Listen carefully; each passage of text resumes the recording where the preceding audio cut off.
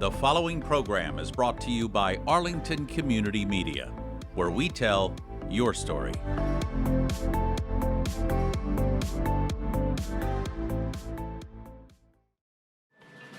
Town Meeting 2023 gets underway this week, the first in-person town meeting since 2019.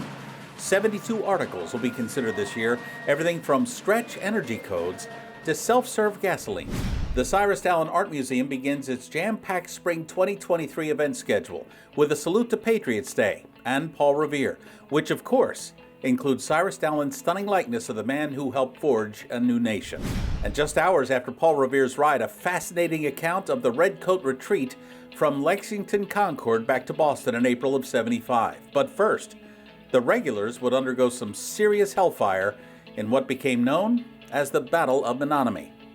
ACMi News starts right now. From McLennan Park to Spy Pond, from Poets Corner to the Mystic River, we have Arlington covered, giving you stories that count from people who care. Reliable, trustworthy, dependable. This is the nationwide award-winning ACMi News. Arlington's 2023 annual town meeting is now underway. And residents gather at Town Hall for the first time since 2019 on Monday, April 24th. Hello, I'm Karen Soy. And I'm Summer Maxwell. Glad you could join us. In all, 72 articles will be addressed this year. After being isolated because of the ongoing COVID pandemic, the feeling among town meeting members and onlookers who gathered in person Monday night was electric. Town moderator Greg Christiana bid everyone a hearty welcome, and the Menotomy Minuteman kicked off what has become a New England tradition in this 216-year-old town. Welcome to Arlington's 216th annual town meeting, and welcome back to Town Hall.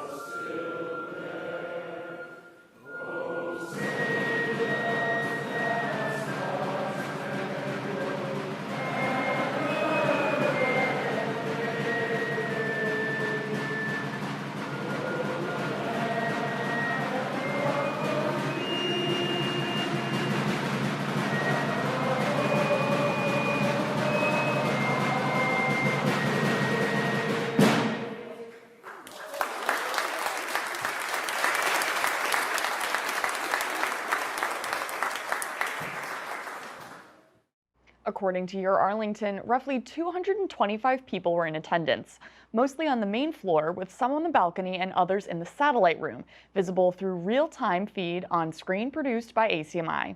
And you can count on ACMi to cover and post the meetings in their entirety. Just go to our website, acmi.tv.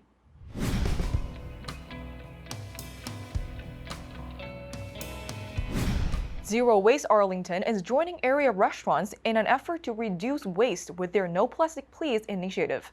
That initiative kicked off this week and partners with restaurants in providing reusable tableware for in-house dining and takeout utensils, straws, napkins, and condiment packages, only to customers who request them. Sometimes items such as ketchup and mustard packets are needed, but often they are tossed out and wasted. According to Zero Waste Arlington, restaurants are starting to change their default takeout model so that consumers now have to ask for these items. The results are mutually beneficial to both consumers and restaurants by reducing waste and saving money. So far, 6 local eateries have taken the active step to be certified as No Plastic Please restaurants. They are Roasted Granola, Sichuan Dumpling, The Heights Pub, Punjab Noodle Market, and Ja.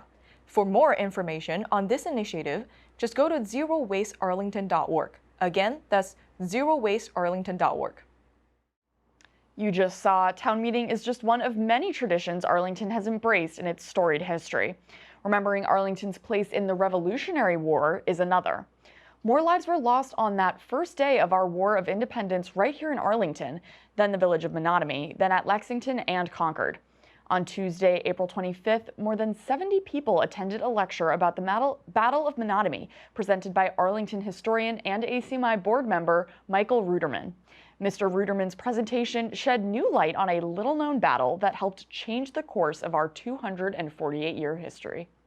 I was looking for the stories of real people because they're not simply historical figures. They were soldiers and they were farmers, and they each had their motivations on this day, and they clashed, and it became famous and renowned, but it started with real people. And I always look at the things that I'm finding along the way to try to tell me what were their motivations, what were they thinking.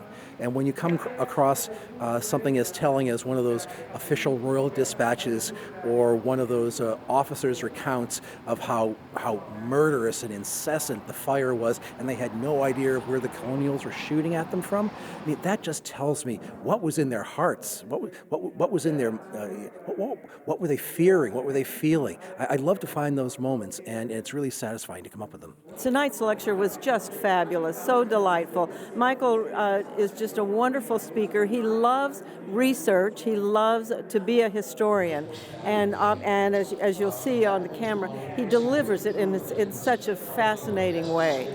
So I'm just thrilled. And we had a wonderful turnout, too. You know, before the pandemic, we were drawing 60 to 80 people at our lectures. So we had a real good thing going. And then the last year, we've been getting more like 30. So this was a wonderful turnout. This is back up to 60 to 70 people. So we're thrilled and hope people keep coming. Definitely find it encouraging. We saw a lot of people, too, couldn't make it. We had a lot of comments on Facebook of people asking if we were recording and if we could send them a recording. So we're going to be reaching out to those people and hopefully providing the lecture to those who couldn't make it as well. So there's a theme of present-day historiography that has been mining all of these archival records, not just the official accounts, but as I said, diaries and letters and things that are still coming to light in the last decade or so. Reminiscences or recounts, as they might have called them then, of what it was like to fight that war that day. Arlington celebrated Patriots Day in front of Whitmore Park at the Cyrus Dallin Art Museum. Residents and historians, including Michael Ruderman, experienced Paul Revere-inspired poems, Arlington's Revolutionary War history, and brought to life Cyrus Dallin's near 60-year monumental battle to get his statue of Paul Revere in Boston's North End. What a major news story that is.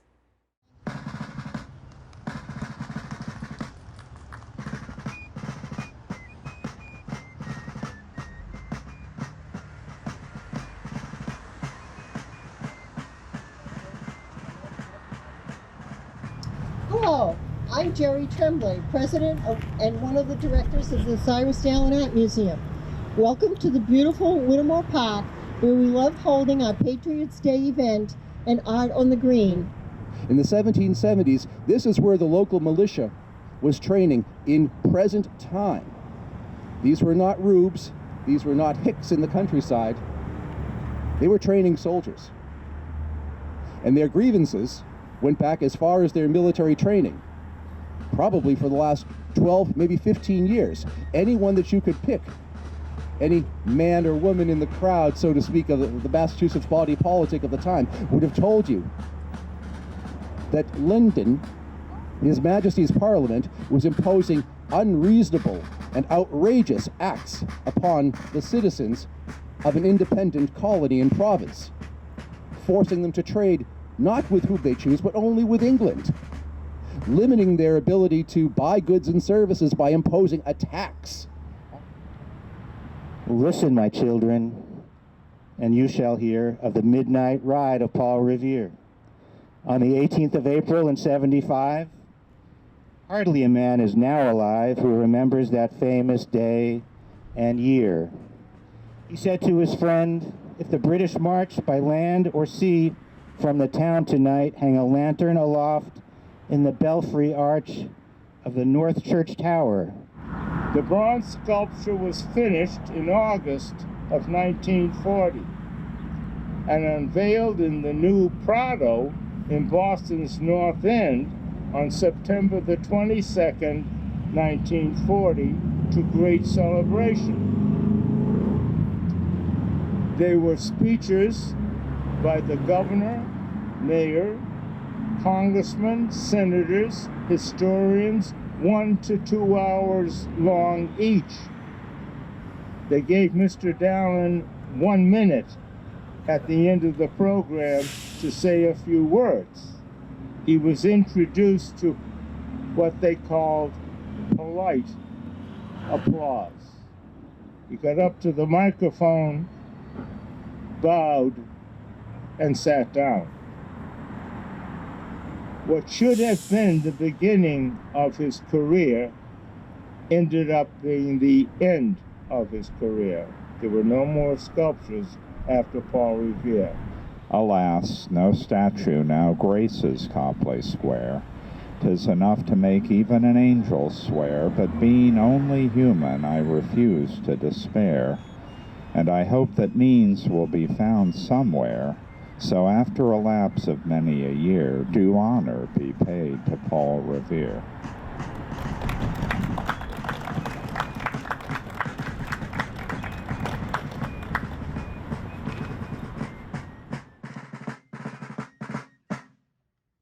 The Dallin Museum has a jam-packed spring lineup of events. Just go to their website, dallin.org/events. Again, that's dallin.org/events. While Arlington celebrates its storied past, one Arlingtonian has uncovered history just across the street from Plymouth Rock, at the foot of Cyrus Dallin's Massasoit statue. Plans for a remembrance park at Coles Hill are currently on hold after the discovery of a significant Wampanoag archaeological site on the storied waterfront property. A team from UMass Boston discovered the site during an excavation project in 2016 and 2020. Dr. David Landon says his team found evidence that the site overlooking Plymouth Harbor and Plymouth Rock had been occupied by native Wampanoags for thousands and thousands of years. Landon's team includes Arlington's own archaeologist, Dr. Christina Baronic.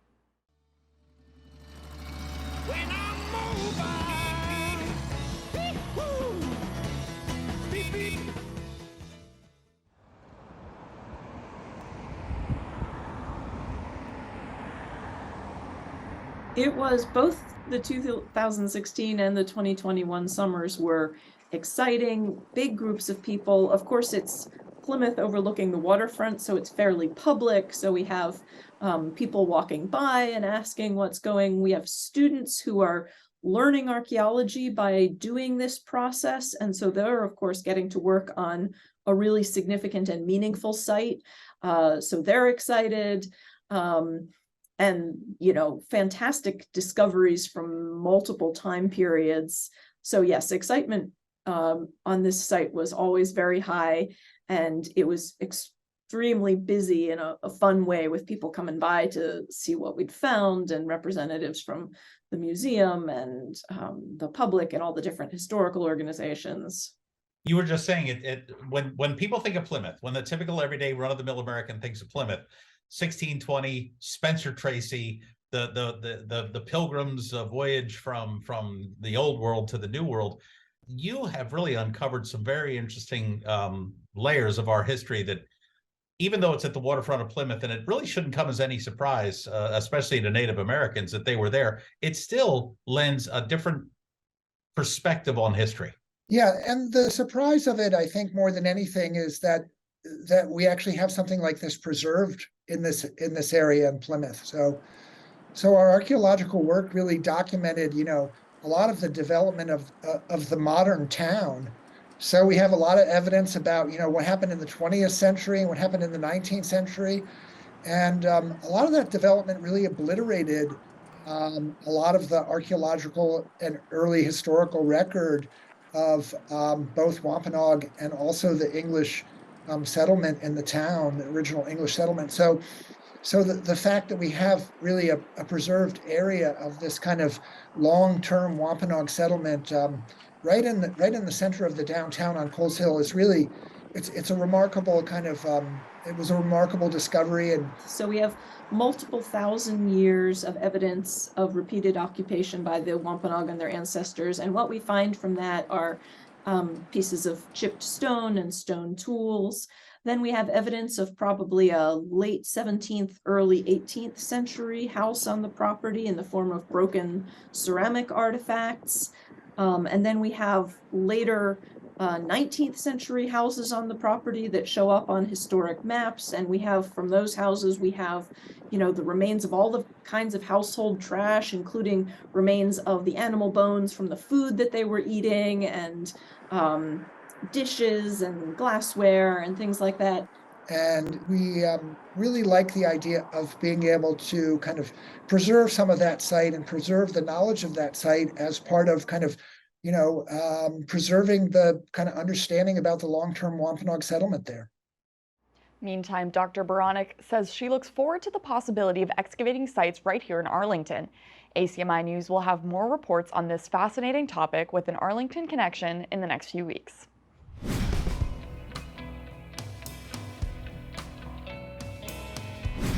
Here's a story that hits close to our hearts here at ACMi.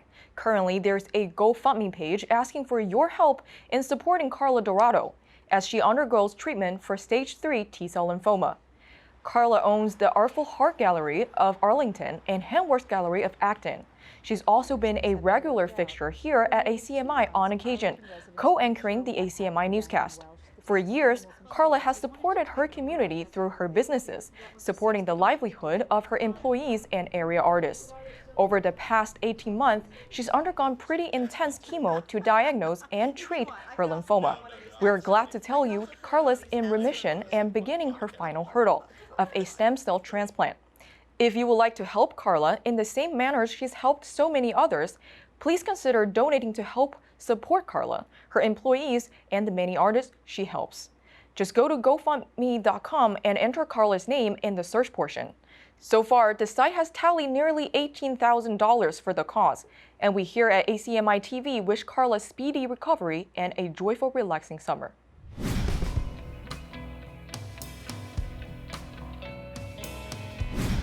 You may have seen Arlington resident Jonathan Spiller around town. He's a ray of sunshine to everyone he meets. Spiller, who volunteers here at ACMi News, and his girlfriend, Esther Greenspan, have just penned their new book, Special Soulmates, A True Love Story, a 92-page book that is a marvelous lesson in unconditional love. Their story is not just a memoir, it's also a philosophy, because anyone facing any obstacle in their own life will have something to take away from it.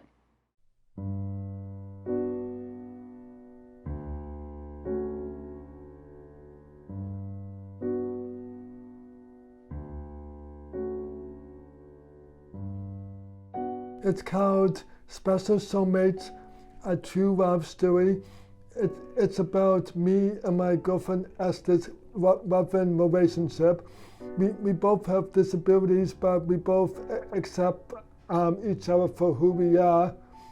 And we both have many abilities, so we like to think of it that way instead of our disabilities.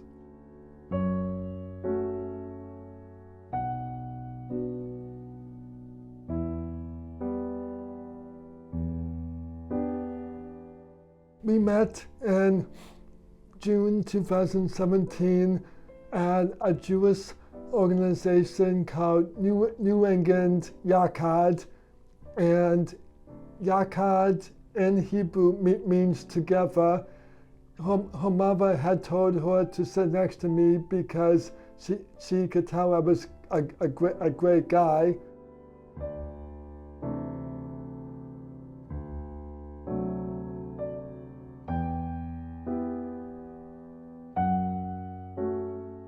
It was a social group and self-advocacy group.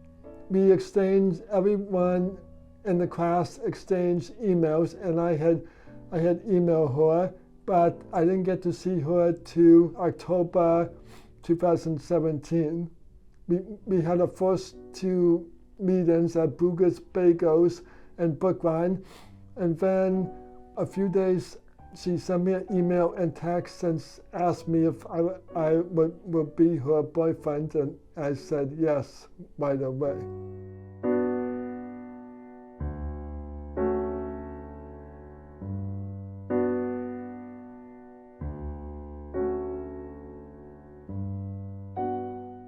Me and my girlfriend have such a beautiful relationship, and the purpose of the book is we wanted to inspire more people with disabilities, telling them that it doesn't matter about that you have disabilities. You can have a meaningful relationship still, and you can be in love and even though you have a disability.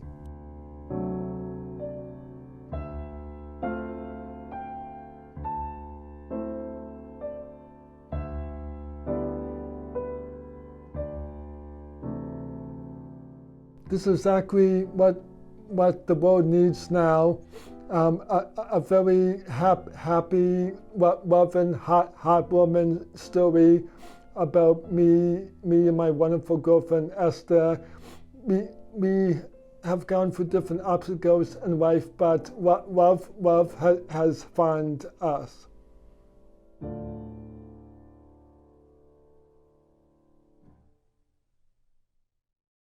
ACMi News is proud to have Jonathan here, and more importantly, we are proud to call him a good friend.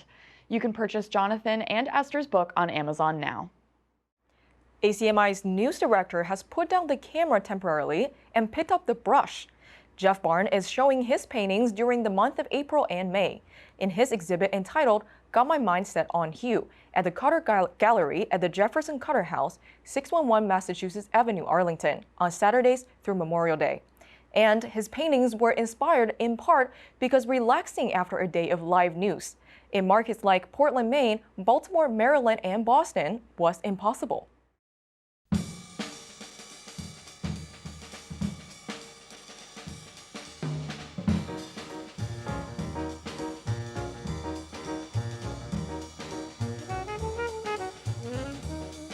Welcome to the Cutter Gallery, which is at the back of the Dallin Museum right there in the center of town. They were nice enough to allow me to show my artwork here, which pretty much stunned me, I have to be honest with you. These paintings are the result of what I would do after getting off a news set at 12 midnight and working through the night probably until, the sun came up. You're keyed up after a newscast, so I figured, instead of watching the same John Wayne movie or the same Kirk Douglas movie for the 80 millionth time, I figured I'd paint. And so this is the result of anywhere between 1 and 5 in the morning, what I would do when I was in news. And now I have a little bit more time to paint, which is great. Anyway, I just want to thank the folks at the Cutter Gallery, Chuck, Luca. I want to thank Heather Lavelle, Jerry, and Don at the Dallin Museum for allowing me to show my stuff. I'm here between 2 and 6 o'clock every Saturday through Memorial Day. And stop by and say hello. If you have a news story idea, I'm going to be here anyway, so what the heck? Say hello and make yourself known to me. You don't have to buy anything, just come on by and check it out. Anyway, I want to thank the folks again at the Cutter Gallery and also the Dallin Museum for allowing me the opportunity to do this. And I hope to see you here at the Cutter Gallery, right by the municipal lot. So again, that's CutterGalleryArlington.com for all the hours. Hope to meet you there. And by the way, I don't want to give away the ending, but Cary Grant makes sure that this pilot, the crop duster pilot kind of wishes he chose some other profession. Let's put it that way. North by Northwest, my favorite Alfred Hitchcock movie of all.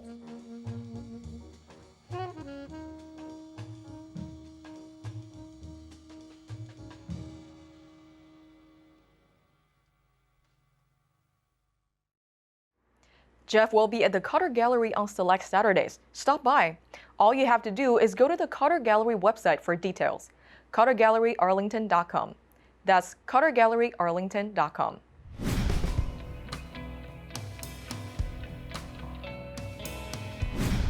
The spring sports schedule is underway, and the weather, for the most part, is cooperating. Let's go to our sports reporter, Owen Tambor, for the latest. Owen? Thanks, guys. Hi, everyone. I'm Owen Tambor, and welcome back to this week's ACMi Sports Update. Arlington High School varsity baseball continues to struggle as they now move to 3-9 after a 3-game skid with losses to Woburn, Reading, and Burlington. And AHS softball comes down to earth after their hot start is stopped by Central Catholic in a 15-1 loss, followed by a 9-1 loss to Woburn, and followed by another 4-3 loss to Burlington. AHS boys and girls lacrosse are now both 7 games into their season, with the boys sitting at 4-3 and the girls sitting at 2-5. And boys varsity volleyball now sits at 4-4 after a recent 3-game winning streak was put to stop by Lexington. In Boston sports news, the Celtics fell to the Atlanta Hawks after surrendering a massive lead in the fourth quarter in Game 5 at home on Tuesday, April 25th. Game 6 is tonight at 8:30 in Atlanta. And the Bruins fell last night at home in Game 5 to the Florida Panthers after Bruins goalie Linus Ullmark made a massive mental error leading to the game-winning goal from Matthew Tkachuk. Game 6 is in Florida tomorrow night. Head on over to acmi.tv/sports or the ACMi YouTube page to see all matchups in their entirety. I'm Owen Tambor, and I'll see you back here next week. And thank you for joining us. That will do it for this week's edition of ACMi News. I'm Karen Soy. And I'm Summer Maxwell. Have a great week, everyone. We will see you back here next week. You can always check out our latest segments and newscasts on the web at acmi.tv/news. And don't forget to like us on Facebook and follow us on Twitter and Instagram at ACMi News. Make sure to subscribe to our YouTube channel as well. You'll find us at youtube.com/ACMi News. If you have any news tips for us or wish to become a citizen journalist, we'd love to hear from you. Email us at news@acmi.tv or stop by ACMI Studio A at 85 Park Avenue.